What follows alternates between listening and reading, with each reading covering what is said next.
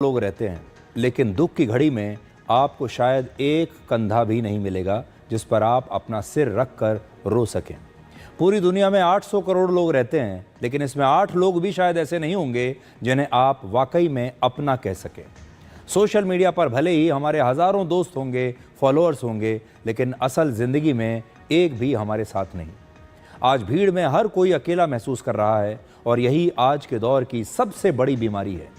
अकेलेपन के साथ सबसे बड़ी समस्या ये है कि इसका असर धूम्रपान और मोटापे की तरह आपके शरीर पर नज़र नहीं आता। कोई और बीमारी अगर हो तो आपके शरीर पर असर दिखता है। लोग पूछते हैं कि ऐसा लगता है कि आप बीमार हैं। क्या आप जानते हैं कि अकेलापन एक दिन में 15 सिगरेट पीने से भी ज़्यादा खतरनाक है? अकेलापन समय से पहले मौत के खतरे को 25% तक बढ़ा देता है। अकेलेपन से ब्रेन स्ट्रोक और हृदय रोग का खतरा 30% तक बढ़ता है। ये डिमेंशिया के खतरे को 50% तक बढ़ा देता है। इसलिए ये बहुत आवश्यक है कि आप समय रहते अकेलेपन की इस बीमारी को पहचान लें और ये जान लें कि कहीं आप भी अकेलेपन के इस अंधेरे में खोते तो नहीं जा रहे हैं। वर्ष 2023 में WHO यानी विश्व स्वास्थ्य संगठन ने अकेलेपन को एक वैश्विक स्वास्थ्य संकट घोषित किया। अकेलेपन को परिभाषित करते हुए WHO ने कहा कि यह व्यक्ति की अपनी भावनात्मक पीड़ा है जो सामाजिक अलगाव और सार्थक रिश्तों की कमी से पैदा होती है। आज अकेलापन दुनिया भर में एक गंभीर बीमारी का रूप ले चुका है। जापान और दक्षिण कोरिया जैसे देशों में लोग इस कदर अकेले हो चुके हैं कि अगर उनकी मृत्यु भी हो जाए तो कई कई दिनों तक बाहरी दुनिया को उनकी मौत के बारे में पता नहीं चलता। इस कहानी को सुनिए।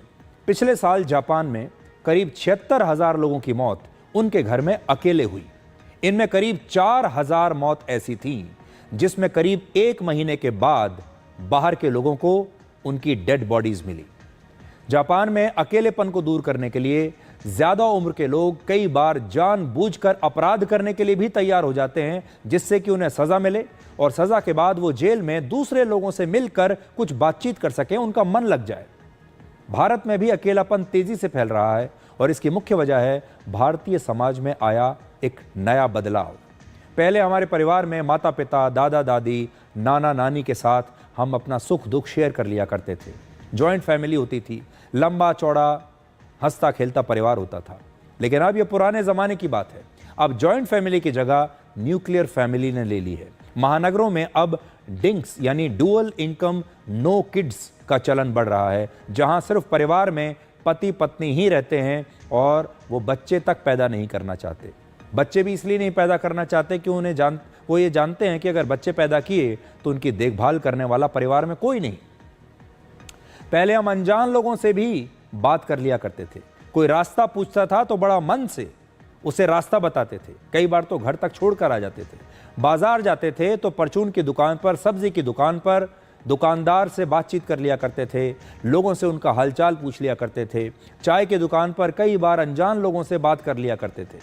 अपने दोस्तों से कहते थे कि चलिए चाय की दुकान पर मिलते हैं। लेकिन ऑनलाइन शॉपिंग की वजह से अब बाजार आना जाना भी बंद हो गया। अनजान लोगों से बातचीत बंद हो गई। उस दुकानदार से कभी कभी जो हालचाल पूछ लिया करते थे वो भी बंद हो गया। किसके घर में क्या चल रहा है, कुछ सुख दुख अगर बांटने का समय आता था वो सब भी बंद हो गया, क्योंकि किसी के पास समय नहीं। और बाकी की जो कसर है वो वर्क फ्रॉम होम ने पूरी कर दी। 2021 के ग्लोबल सर्वे के मुताबिक भारत दुनिया में अकेलेपन से प्रभावित होने वाला तीसरा सबसे बड़ा देश है। और इस रिपोर्ट में लिखा है कि भारत के शहरों में 43% लोग अकेलापन महसूस करते हैं। और एक और चिंता में डालने वाली बात यह है कि 13 से 15 साल की उम्र के 25% बच्चे अकेलापन अनुभव कर रहे हैं। सोशल मीडिया की वजह से भी अकेलापन तेजी से बढ़ा है। सोशल मीडिया की लत युवाओं में अलगाव और डिप्रेशन को बढ़ा रही है। आजकल भावनाओं को व्यक्त करने के लिए किसी की आंखों में आंख डालने की ज़रूरत नहीं है, किसी के सामने बैठने की ज़रूरत नहीं है, किसी का चेहरा देखने की ज़रूरत नहीं है, किसी को मुस्कुराहट देने की ज़रूरत नहीं है, किसी की आंखों में आंसू देखने की ज़रूरत नहीं है। क्योंकि अब लोगों ने अपनी भावनाओं को व्यक्त करने के लिए इमोजीज का इस्तेमाल करना शुरू कर दिया है। आजकल सारे रिश्ते, सारी भावनाएं सिर्फ इमोजी के ज़रिए हम बता देते हैं। खुश हैं तो खुशी की इमोजी भेज देते हैं, और अगर दुखी हैं तो रोने वाली इमोजी भेज देते हैं।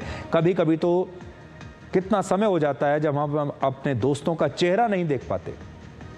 अकेलेपन की बीमारी को लेकर अलग अलग देशों में अब नई नई पहल की जा रही है।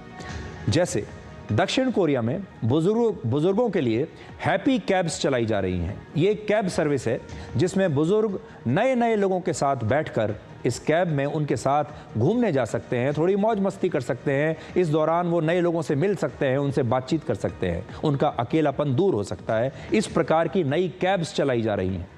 ब्रिटेन ने तो वर्ष 2018 में ही पहली बार लोनलीनेस मिनिस्टर की नियुक्ति की थी। एक अलग मंत्रालय, एक अलग मंत्री जो सिर्फ ये देखेगा कि हमारे देश में लोग अकेलापन तो नहीं महसूस कर रहे।